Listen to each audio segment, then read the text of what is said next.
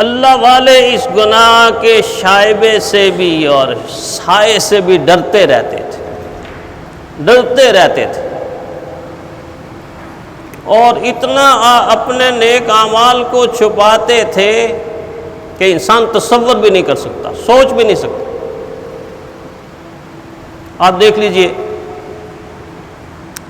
فقہ کی ایک کتاب ہے، بہت مشہور کتاب، ہدایہ، بڑی بے مثال کتاب۔ حضرت انور شاہ کشمیری رحمہ اللہ جیسا عالم، جس عالم کے بارے میں وکلاء لکھتے ہیں کہ وہ ایسے عالم تھے جن کا دماغ فوٹو سٹیٹ تھا، یعنی فوٹو سٹیٹ کاپی کی طرح تھا، جس کو دیکھا اس کو دماغ میں لے لیا، بس ایک دفعہ دیکھا تو محفوظ کر لیا۔ وہ فرماتے ہیں کہ میں اور ساری کتابیں مطالعہ کر کے لکھ سکتا ہوں، لیکن ہدایہ جیسی کتاب میں نہیں لکھ سکتا، اتنی اہم کتاب۔ اس کے پیچھے صاحب کتاب کا اخلاص جھلکتا۔ 13 سال تک مسلسل صاحب ہدایہ اپنے طلباء کو پڑھاتے رہے اور 13 سال میں ہر دن نفلی روزہ رکھتے رہے، اور ریا اور اس کاری سے اتنے بچے کہ اپنے گھر والوں کو بھی ان کے روزے کا علم نہیں کہ انہیں روزہ رکھا ہو۔ صبح جب اٹھتے تہجد کے وقت کھجور تناول فرما لیتے پانی کے ساتھ، گھر والے سوچتے یہی ناشتہ۔ دوپہر کو جب کھانا تعلیمی ادارے میں بھیجتے تو پڑھاتے چھٹی کا وقت ہو جاتا، طلباء سے کہتے بیٹا یار یہ آج کھانا تم کھا لینا۔ ایک شاگرد کو کھلا دیا، دوسرے کو کھلا دیا، تیسرے کو 13 سال تک دوپہر کا کھانا اپنے شاگردوں کو کھلاتے رہے۔ شاگرد کھا کے برتن صاف کر کے رکھتے، گھر والے سوچتے حضرت نے کھانا کھا لیا، شام کو افطاری تو کرنی۔ مسلسل 13 سال تک نفلی روزہ ہے، لیکن کسی ایک انسان کو بھی خبر نہیں ہے۔ ریاکاری سے بچنے کے لیے یہ اہتمام کیا کہ کسی کو بتائیں، کیوں بتائیں۔ امام اعظمی رحمہ اللہ کے گھر میں ایک خاتون پڑوس سے آئیں کسی کام کے لیے، اور آ کر چٹائی پر بیٹھی۔ اس وقت کھجور کے پتوں کی چٹائیاں ہوتی تھیں، تو بیٹھنے کے ساتھ ہی اٹھ کے کھڑی ہو گئی، اور کھڑی ہونے کے بعد امام اعظمی رحمہ اللہ کی زوجہ محترمہ سے کہنے لگی دیکھو آپ نے چٹائی کو دیکھا نہیں، اس کے اندر شاید، اس کے اوپر شاید کسی بچے نے پیشاب کر دیا، لعل الصبی یا بال ہنا، اس کے اوپر کسی بچے نے پیشاب کر دیا ہے، یہ گیلی ہے، گارا بنا ہوا نیچے۔ تو امام اعظمی رحمہ اللہ کی زوجہ محترمہ اٹھی اور مسکرائیں اور اس کو بتایا کہ یہ بچے نے پیشاب نہیں کیا، یہ میرے شوہر رات کے پچھلے پہر اٹھتے ہیں، اور تو نے تو آج یہ منظر دیکھا، میں کئی سال سے دیکھتی ہوں، تہجد کی نماز میں جب سر رکھتے ہیں تو ان کی آنکھوں سے برسنے والا پانی ہے، یہ پانی اتنا برسا ہے کہ چٹائی گیلی ہوگی، زمین پر گارا بن، لیکن کسی انسان کو کوئی خبر تک نہیں۔ اتنا ریاکاری سے بچنے کی تڑپ اور طلب رہتی تھی کہیں اعمال ضائع نہ ہو جائے، کہیں اعمال ضائع نہ ہو۔ اور اعمال ضائع کیسے ہوتے ہیں؟ قرآن نے بڑی عجیب مثال دی، کالذی ينفق مالہ رئاء الناس ولا یؤمن باللہ والیوم الآخر فمثلہ کمثل صفوان علیہ تراب فاصابہ وابل فترکہ صلدا۔ ریاکاری کرنے والے کی مثال ایسی ہے کہ جو ریاکاری کی خاطر اپنا مال خرچ کرتا ہے، جیسے چٹان کے اوپر کچھ مٹی پڑی ہوئی ہو، اور جب موسلا دار بارش ہو تو بارش کی وجہ سے وہ مٹی ایسے اس چٹان سے ہٹ کر بالکل چٹان بن جائے اور مٹی کا ایک ذرہ بھی آپ کو نہ ملے۔ فرمایا ریاکار انسان کی ریاکاری اس کے نیک اعمال کو ایسے ہی صاف کر دیتی، ختم کر دیتی۔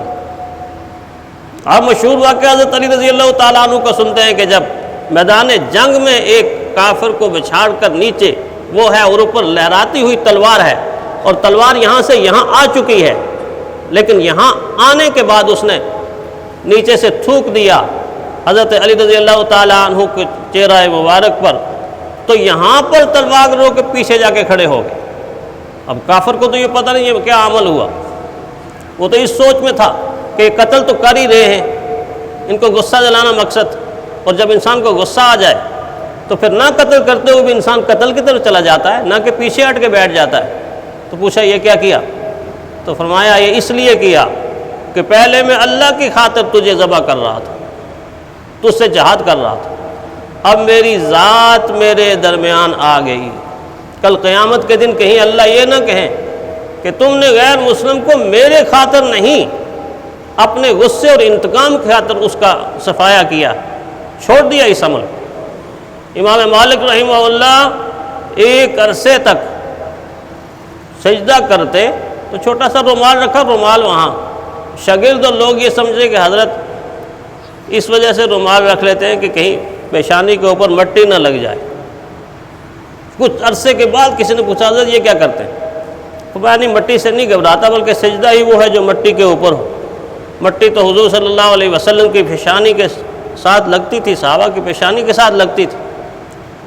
فرمایا اس وجہ سے نہیں کرتا، مجھے خطرہ اور ڈر یہ لگا رہتا ہے کہ یہ کھجور کے پتوں کی چٹائی ہے، کھردری ہے، اگر مسلسل اس پر سجدہ کروں گا تو پیشانی کے اوپر داغ پڑ جائے گا، پھر لوگ مجھے یہ نہ کہیں کہ یہ بڑا تہجد گزار اور نمازی ہے، ایسا نہ کہنا شروع کر دیں میری نیکیاں ضائع ہو جائیں۔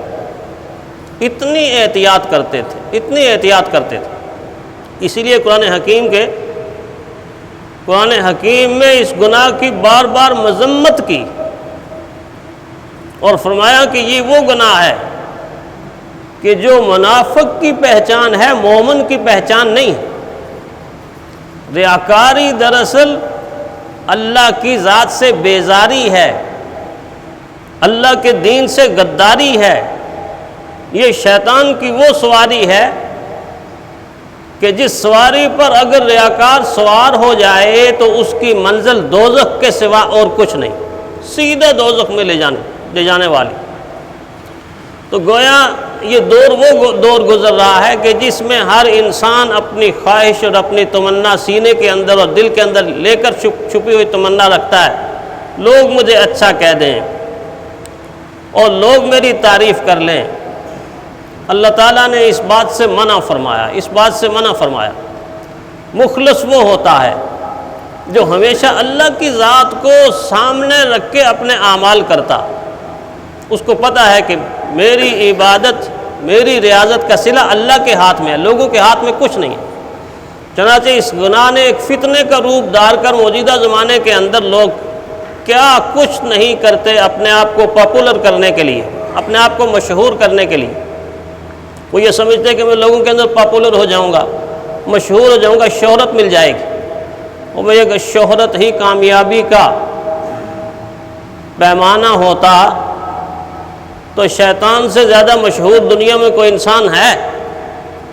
بچے سے پوچھو اس کو بھی پتہ ہے شیطان کون ہے، جوان سے پوچھو اس کو پتہ ہے شیطان کون ہے، بوڑھے سے پوچھو شیطان کون ہے، عورت سے پوچھو شیطان کون ہے۔ شیطان کے نام سے پوری دنیا واقف ہیں، تو کیا اتنی شہرت ملنے کے باوجود بھی وہ کامیاب ہے، وہ ناکام ہے، وہ دوزخ کا ایندھن۔